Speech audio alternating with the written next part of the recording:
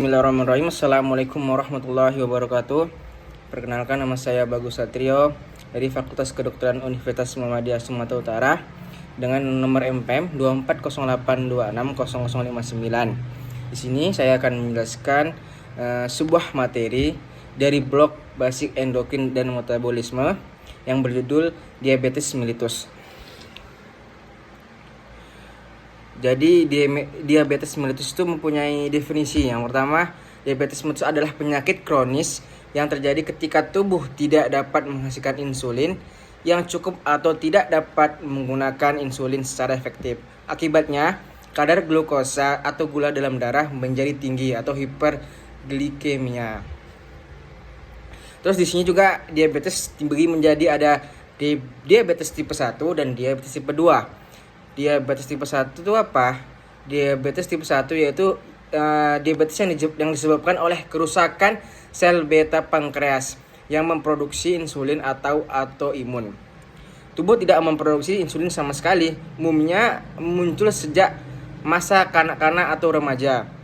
Harus mendapat terapi insulin seumur hidup. Itu penanganannya harus mendapat terapi insulin seumur hidup. Terus kedua ada diabetes tipe 2. Yaitu tubuh masih memproduksi insulin tapi tidak cukup atau sel tubuh tidak merespon insulin dengan baik atau resistensi insulin. Umumnya terjadi pada orang dewasa dan berkaitan dengan gaya hidup, seperti obesitas, kurang aktivitas fisik. Terus kemudian dapat dikendalikan dengan diet, olahraga, obat-obat oral atau insulin jika perlu. Jadi pencegahannya dapat dilakukan dengan cara olahraga, mengonsumsi obat oral, dan mengonsumsi insulin jika diperlukan. Kemudian di samping diabetes tipe 2 ada juga diabetes gestasional. Apa itu? Ini diabetes yang terjadi saat kehamilan dan biasanya sembuh setelah melahirkan. Ini meningkatkan risiko ibu dan bayi mengalami diabetes tipe 2 di masa depan. Terus di situ kita bahas gejala-gejala yang dapat menyebabkan diabetes mellitus. Gejala-gejalanya apa aja?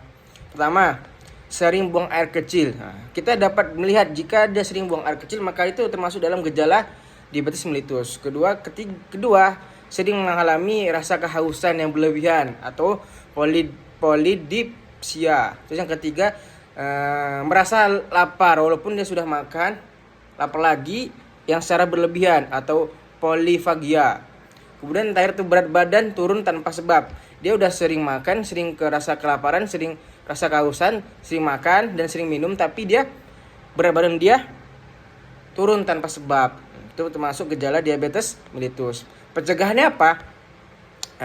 Pencegahannya yaitu dengan cara mengatur gaya hidup sehat seperti pola makannya seimbang 3 kali sehari, diusahakan makanan yang bergizi 4 sehat 5 sempurna.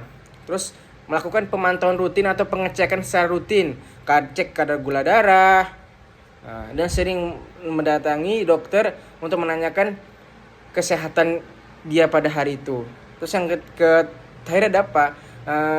Jika sudah terdapat diagnosa mengalami diabetes tipe 1 atau tipe 2, jika dianjurkan atau disarankan untuk memakai insulin, maka untuk mengonsumsi insulin jangan sampai berhenti sampai batas waktu yang sudah ditentukan.